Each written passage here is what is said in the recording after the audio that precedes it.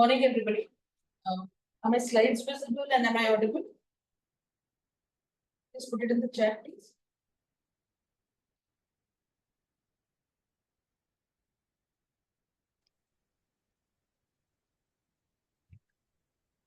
Okay. Thank you all for joining in. At the outset, I'd like to thank the Honorable Vice Chancellor, Dr. Nitin Gagne, at KLE, and Dr. Sunita Patil here, who have invited me to give this talk. I was here to take an exam, but this university has a very strong medical education team, and I've been here before when they conducted the wonderful NCHP conference here. And it's always a pleasure to look at how well their medical education unit functions and the process that they follow in this university. So I've chosen to talk today on assessment in competency-based medical education. And since we are all familiar with most of it, I'm going to stick to the core principles which need to be followed with assessment.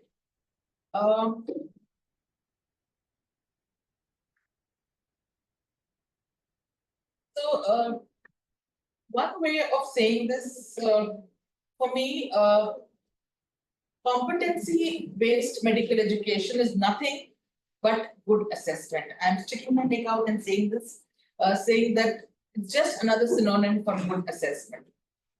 If you are doing a robust assessment using all the different prongs in assessment, it simply means that you are testing for all kinds of competencies. And it's important here to realize that when we started this program of CBME in 2019, all our focus had been on the methods. Unfortunately, at that stage, they did not even think that assessment was important. But unless you strengthen the assessment system, there is no way of ensuring that any graduate has the competencies or does not have the competencies. So without assessment, there is no CBME. Why is CBME important to us? One, because we are accountable to the public in terms of patient safety. When we pass or fail a student, and if the student you say is fit to practice in society, you are responsible for the patient safety. Secondly, it's important for us to be transparent, and so that every student, every parent, everybody related to the system understands what are these assessment systems that we are following. So once you know, you have clear-cut rules and regulations, guidelines to say who you are going to pass and who you are going to fail. It is fair to everybody. So we are looking at patient safety, and looking at transparency, and as a profession, we are accountable to the public. So when you say you're accountable to the public, you have to have a robust system, something which is defensible in court, something which is evidence-based. So I'd like to start with saying that assessment data is very important at 3 levels. And these 3 levels are at the level of the trainee, the education program, and at the level of society. So at the level of the trainee, it is important that every student receives feedback for improvement. And that is the strength of CBME. Yes, we do assessment to certify the student as pass or fail. But in CBME, the more important form of assessment is formative assessment, because when you are giving feedback to the students, it is possible for them to take remedial action and to improve themselves. They know their strengths, they know their weaknesses, and your feedback as a teacher guides them in the acquisition of required competencies.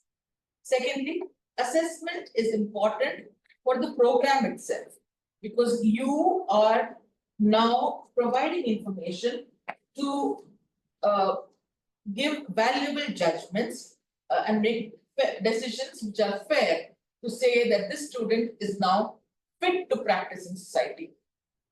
The other aspect of it is when you have data from assessment, this enables your continuous quality improvement of the program. So when you compile data from different assessments, what is happening is that eventually you can see whether each batch of students is better than the rest. Are your faculty doing well enough? What are the things that you need to improve? Which areas are weak? All this information can be gathered by any medical school, any university, if they have proper assessment data. And because we are accountable to society, CBME assessment is pertinent for patient safety. And we are in a situation where the profession of doctors is, it's important for us to regain the public trust.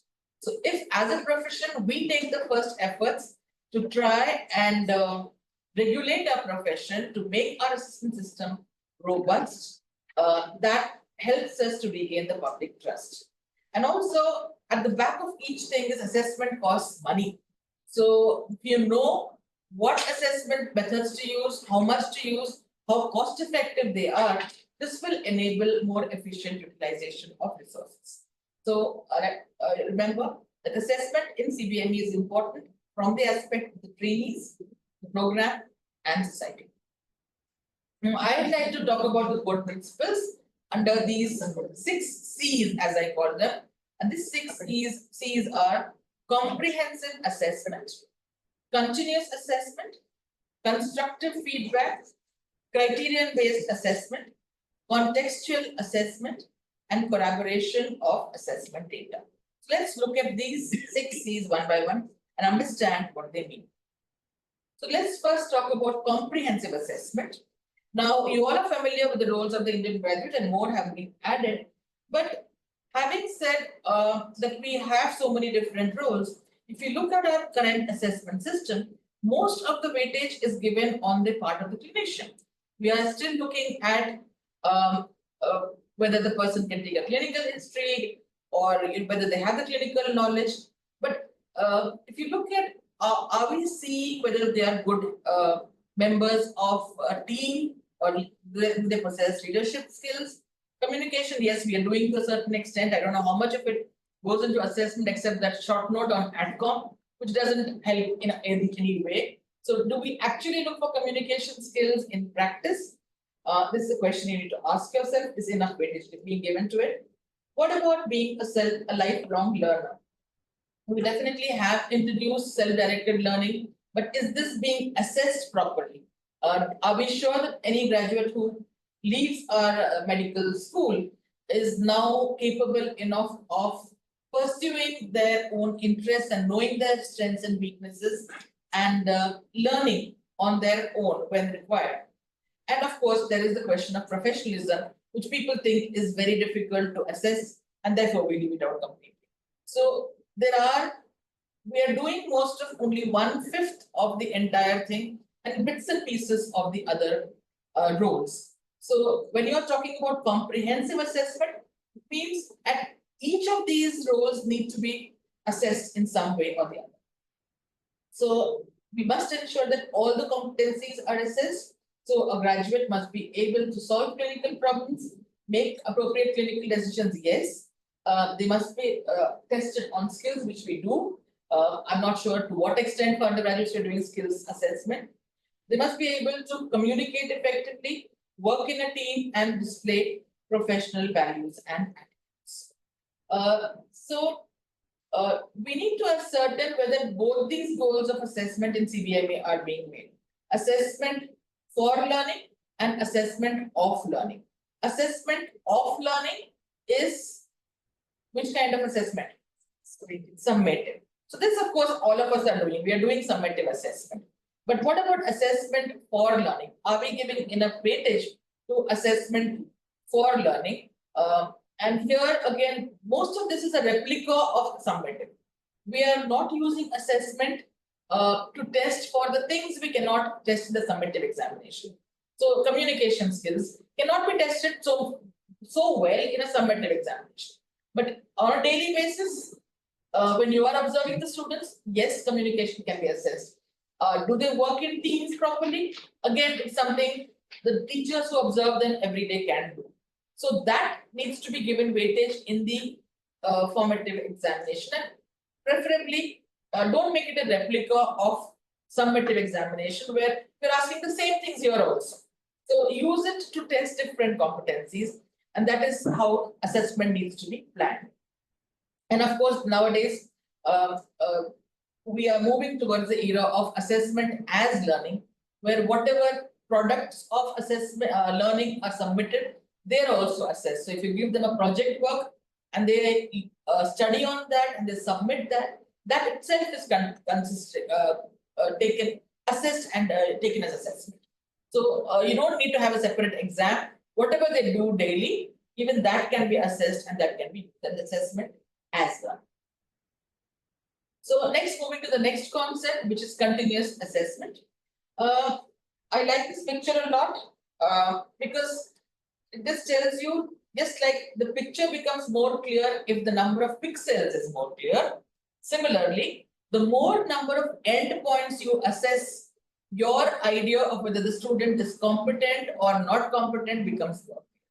So it is like sampling in research. The more number of samples you draw, your picture is going to be more clear. So assessment is a matter of probability. The more number of samples, the more number of exams you conduct, the more number of areas you are going to assess, your judgment, your assessment is going to be more clear and more defensive.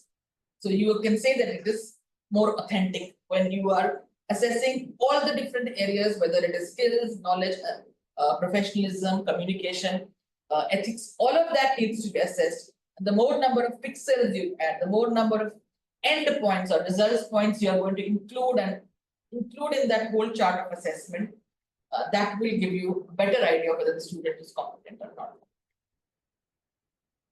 So it's important that you use the concept of programmatic assessment, introduce it into your university, because it makes no sense to put all your eggs into one basket and have one next exam happening. And when you're studying for 4 years and then at the end of it, you put everything into one basket and say one high stakes exam, one assessment data point, it is not the right thing.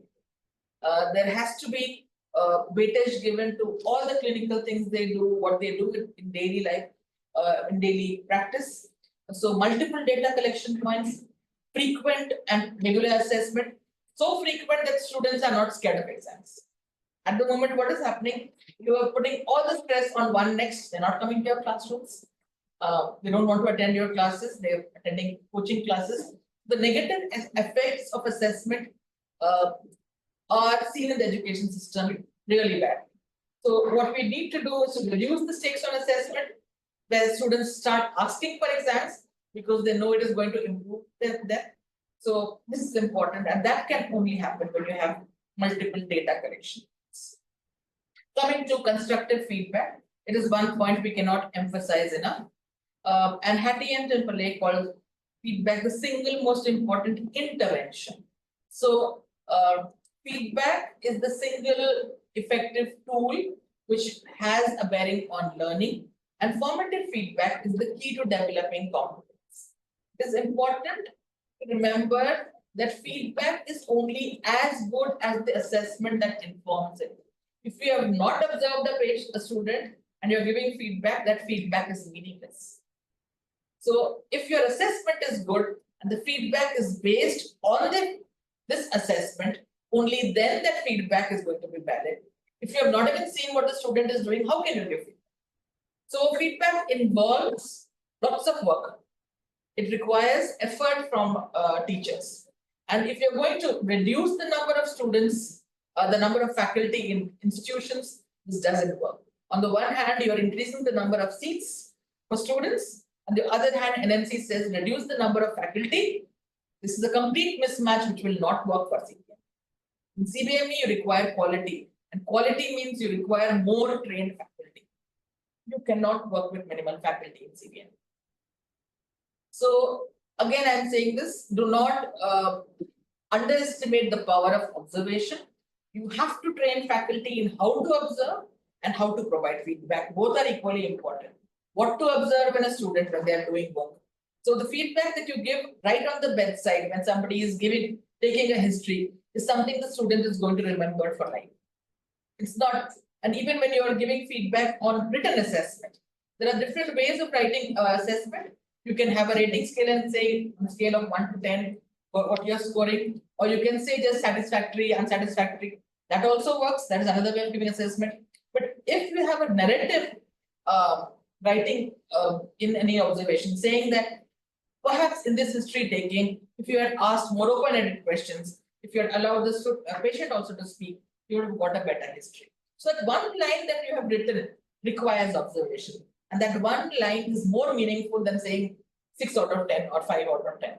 So there can be different ways of giving feedback, but the richer ones are the ones which include narrative feedback. So that is important. And the last line for me is very important because I'm saying guide the trainees towards meaningful assessment seeking behavior, where they begin to value your feedback. And students come to you saying, ma'am, please give us feedback. That makes a difference. So the student knows that this teacher is giving feedback for my benefit. If they trust you enough, saying that this person is not criticizing me just for the sake of criticizing, and most of us have had bad role models. Our teachers have yelled at us, and we end up doing the same. So I'm not saying that we are all perfect. I do the same thing. So it needs to be checked and in control that yes, what we are doing might not benefit the student. If you change your attitude a little, we have learned principles in the basic workshop. We have learned positive feedback and the sandwich method or whatever. So how you give feedback makes a huge difference, and it doesn't come easy. You have to practice, you have to control your anger, everything, and then that feedback comes across. It's important to guide students towards assessment seeking behavior because it's not something which is happening only at the UG level.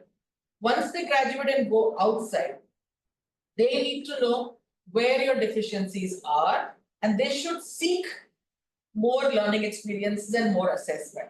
So a good doctor will be somebody who knows that this is something new which has come up. I don't know this, so let me go and do a training workshop and let me get assessed by an external agency. So this needs to continue in the form of CPD or continuous professional development as well.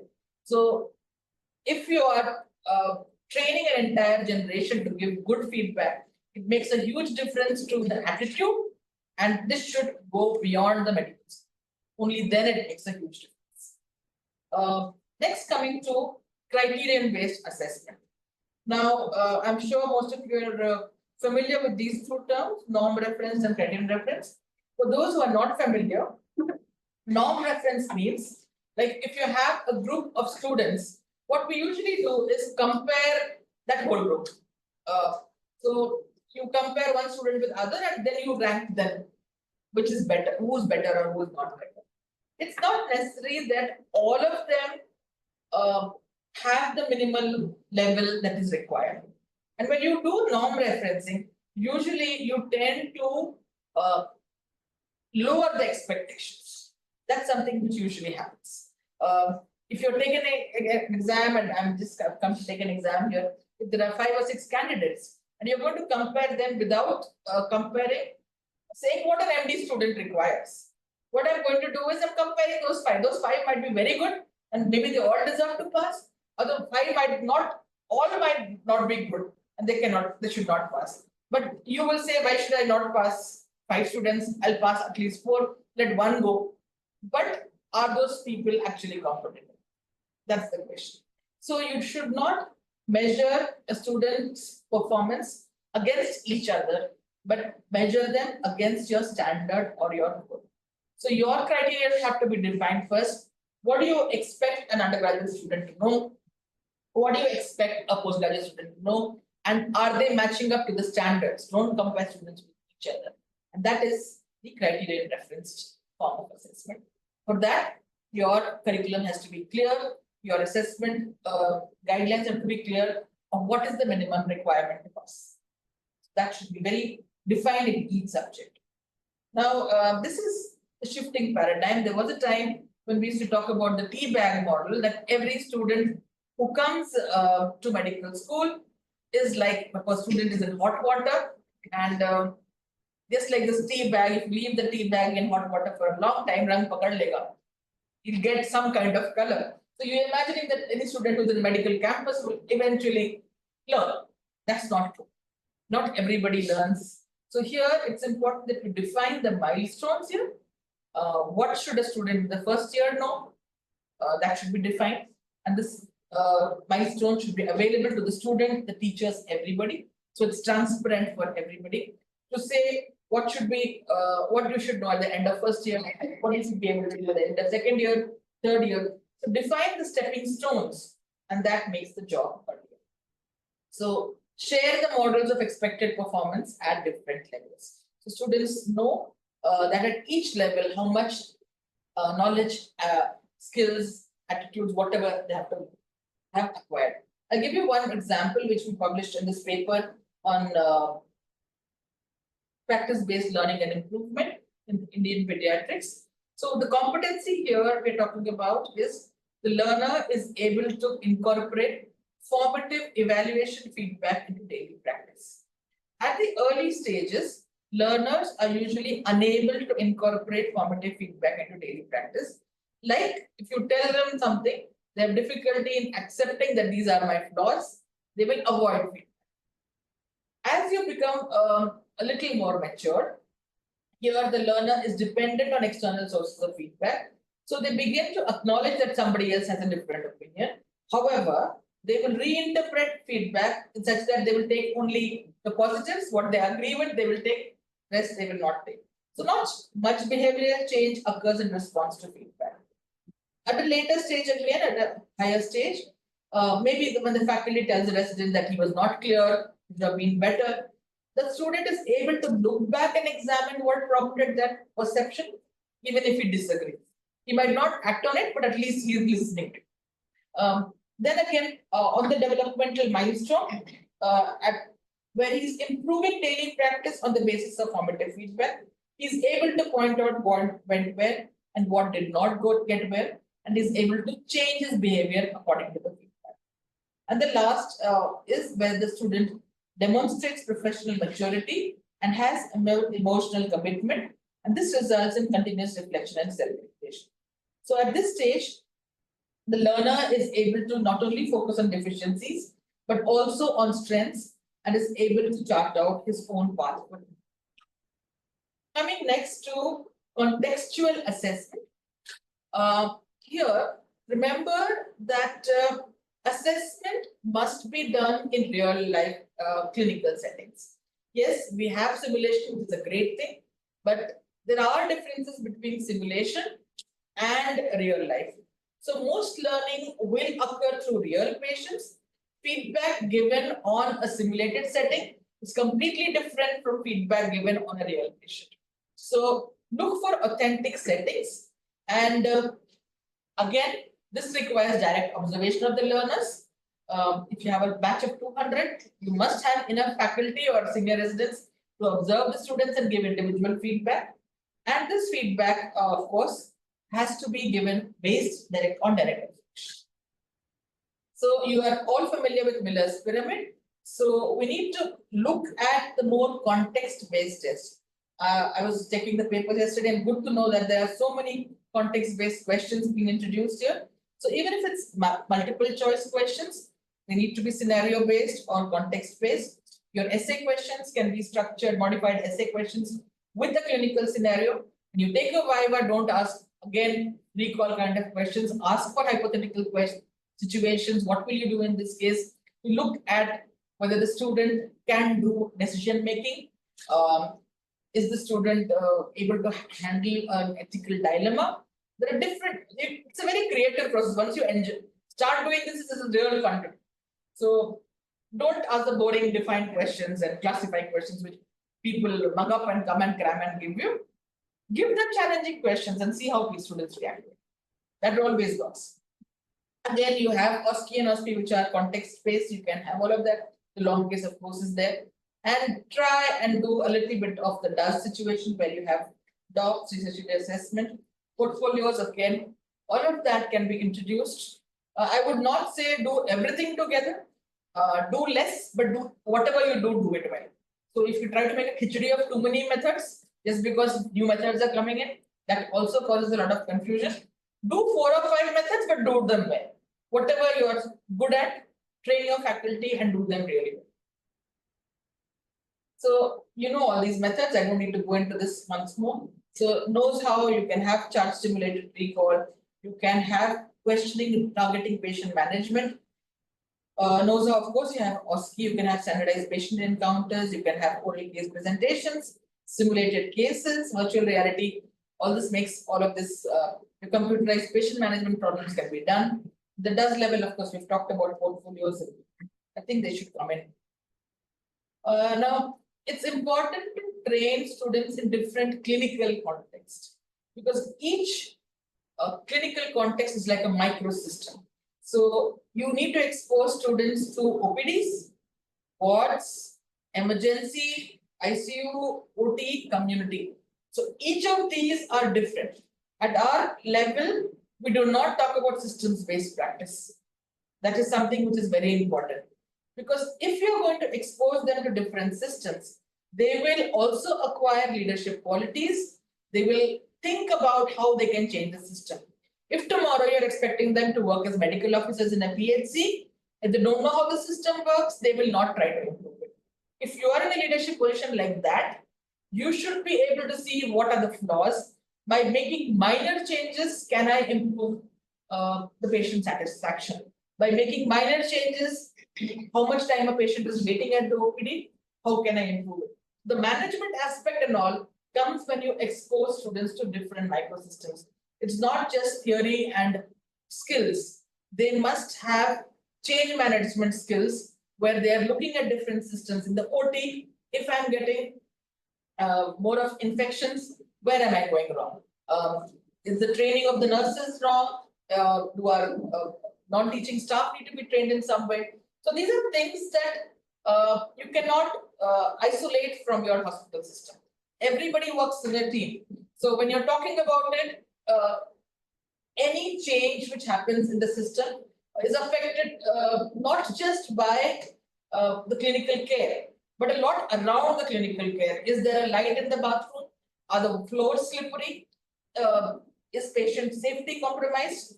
All of this. So unless you're going to train students in different clinical contexts and they see how doctors are working in different systems, how is nutrition affecting it? How is cleanliness affecting it? Are the air conditioners being cleaned? Each of this has an impact on the hospital safety, on the patient safety. So they need to be exposed to all of this and not just to theory. Coming to one of the last points, which is the corroboration of assessment data. Just like research, we need to establish the trustworthiness of your assessment data. If tomorrow your department is saying the student needs to fail, you must have evidence to say why I'm failing this. Not because the principal or the dean said pass the student that you want to pass the student. You should have the strength to say that the student does not deserve to practice independently because he is making these mistakes under supervision also. So your exam has to be robust enough to catch students who are not good, and it's better to catch them early and remove them from the system. If you do it at the end of 5 years, it's painful for us, painful for the student as well. There are some students who really don't deserve to become doctors. In our system, we pass everybody, but that causes problems with the trust that you face later. So triangulation of assessment data is important. The triangulation, the same meaning that you have in research, where you have different assessment methods and each assessment method contributes to the strength of the same thing you are measuring. So if my theory is saying that he's weak in this area, and if the same thing is coming out in the viva or in the practicals, each of this is contributing to the strength. So that is triangulation of assessment data. So if you assess different things in different exams, but if there is overlap, it doesn't make a difference because it strengthens your data. And again, use both quantitative and qualitative. I do not like the fact that everybody runs towards objectivity. There are some things which you cannot be objective about. Professionalism, you cannot be objective about. But is it important? Yes, it is important. And who can do it? Not the external examiner. Who can do this? Somebody who has observed the student daily. So you can see whether the student is professional or not professional. Is the student coming on time, or is this, are they serious about their work? Is their integrity good enough to pass them? All of these things are important. If I catch an intern who's putting the same patient sample in 5 bottles, that is not excusable. And it happens in every medical school. You will find one namuna everywhere who does things like that. And when you find, and as I'm a pathologist, I found it. Like 4 samples all having chronic myeloid leukemia. Not possible. Why? Because the intern was very lazy and put the same. They don't realize the value or the importance of what they're doing. But it's important to find these people and weed them out or correct them right then and there. You can't be lenient at that stage because we are not dealing with scooters and cars. We are dealing with human beings, right? So here again, use multiple methods, multiple settings, multiple tests, because you are doing it again and again. We talked about programmatic assessment. Multiple settings is important, multiple methods, and multiple assessors. Now, talking about this, why am I talking about multiple assessors? Yes, it increases the reliability. I'll come to that again. At CBME level, even though we are just talking about competence, do not focus on, do not aim at competence. We need to aim at expertise. Competence is just the bare minimum. Itna minimum aana chahiye, right? But what is important is expertise. And for expertise, you need what is called as deliberate practice. So anything that you show them at one point will not help. Your skills lab, you have an excellent skills lab here. So skills labs are important to give them practice that should be in the schedule, and they should get actual hands-on experience in each skill, each task that they do. So this, unless you do that, you cannot move towards expertise. So to do such a big job, it is not the assessment form or the OSPE form or the OSPE form or the mini-6 form which is going to do the job. The competent assessors are your basic instruments. So the amount of time you spend in faculty development, the number of competent assessors who are serious about their jobs. I would say if you do not want to do this job, do not join teaching. You're perfectly fine doing private practice and having your own lab. Don't come into a medical college if you're not willing to do this job. It's as simple as that. So we will not, I will not pay too much emphasis on objectivity. Human judgment will continue to be part of the assessment process, even if you're doing objectives.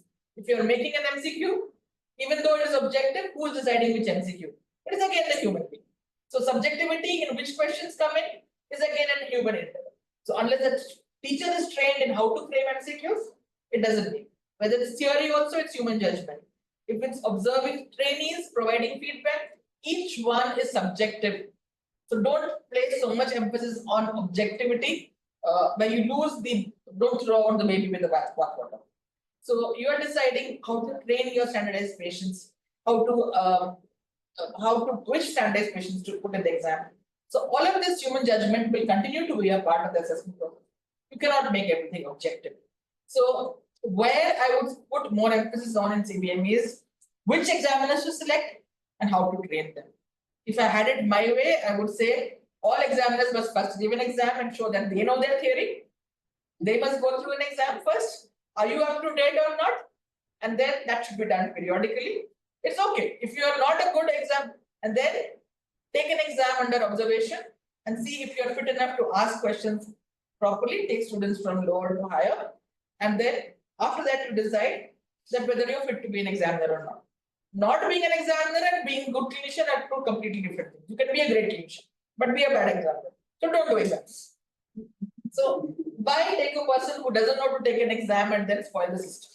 So I would say training of examiners is must and it should be more robust.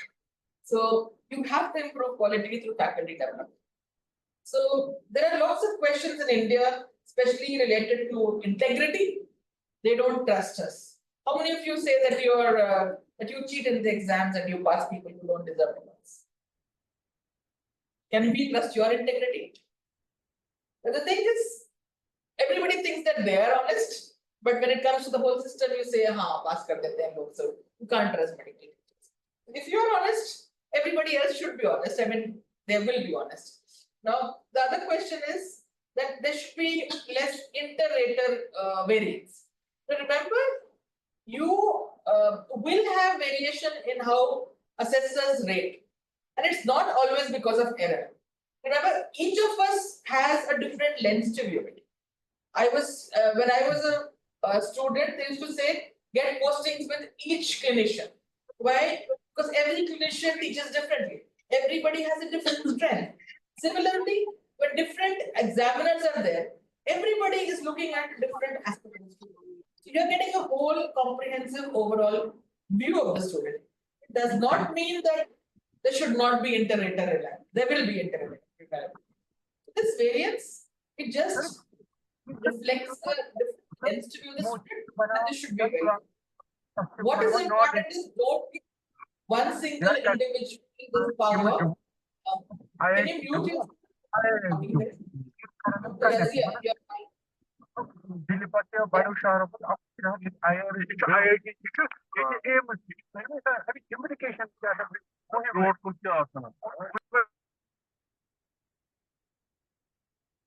Right. One second. So don't give the power to any one single individual to make judgments about the competence of a trainee in isolation. That usually happens. I am the HOD, I will fail you, I will pass you. No. So then we had this paper with Dr. Tejinder Singh, where we talked about the quarter model, where we said 25%. The number of teachers should be more. Nobody should have the power to do that. And I'm glad that NMC accepted that, and it's part of the module that you see on assessment. So it's important that you have multiple assessors, multiple assessment. Don't put all your marks into one thing that students are nervous. Then nobody's bothered about our exams now. Everybody wants to do next. So that shouldn't happen. Each thing has weightage. So draw upon the wisdom of a group. Each one of us has strengths. And when you have multiple examiners, your assessment system is going to be much better. So when I'm talking about a system like a university conducting an examination, there are essential components of an assessment system. And it's a good paper, you can go and look at it. Now, the actions are when you're designing an assessment system, it is important as a system to decide what data are you going to collect, how are you going to compile and synthesize it, how are you going to interpret it, and how much weightage. So this has to be done centrally. So each aspect of your curriculum, which the student needs to know, where is it going to be assessed? That blueprint has to be clear. And how we are going to collect this information. For this, you need support before you conduct the exams, during the conduct of exams, and after it. So before the conduct of exams, you will need faculty development, you will need training, you will need enough people to form your questions, somebody to validate those questions, moderate those questions, right? And during the conduct of exams, you will need security, you will need technical help. All of that is important. And after the results, again, analysis. Anybody who's been with the examination system will know this. How you analyze the data, how you disseminate the data, how you improve on it. So documentation, rules and regulations of the university have to be clear. Every department needs to know it. Every student, every parent needs to know the rules and regulations. Tomorrow, if you're called to court, all this must be, when processes have to be very clear. Can I go for evaluation? How do I do it? What is the mechanism? Can I ask for paper to look at my paper? All of these systems have to be clear. Blueprints have to be clear. How you manage this information has to be very clear. Improvement. Whatever has been done needs to be also researched. And on the basis of that research, you will keep improving what needs to change. Your learning environment makes a huge difference. If you want students to seek assessment, to look for assessment, the culture of openness has to be there, that your marks are there and that we are there to try and improve you. We are not here to try and pull you down. Students has to have the trust in the system. And accountability. You have a lot of puppetry going on. There are political things happening. There are legal things happening. And more governments have begun to interfere with the functioning of medical system. You will find it in most countries of the world. So whether they understand medicine or not, they are interfering. How, as a profession, we maintain our independence, our integrity, and the public trust in us is important. As is important to have accreditation, external review of our systems. That is where your NAC is coming in there, and cost effectiveness. Just because you have some new fancy terms coming in the West, you don't need to introduce it. What works in our system within our budget? I know you all introduce iPads here, and it's an excellent thing to do. Does it cut short your cost in another way because it is costly affair? You're using maintenance of the iPads cost more? What about the paper? Has it reduced the cost there? So these are things you will take when you take an assessment system in total. You look at all these different aspects. I like this quote by Van der Gluten, one of my favorites when it comes to assessment, that whenever assessment becomes a goal in itself, it is trivialized and will ultimately be abandoned. A lot of criticism of CBME says that it is just another checkbox system. ये हुआ tick करो tick करो tick करो.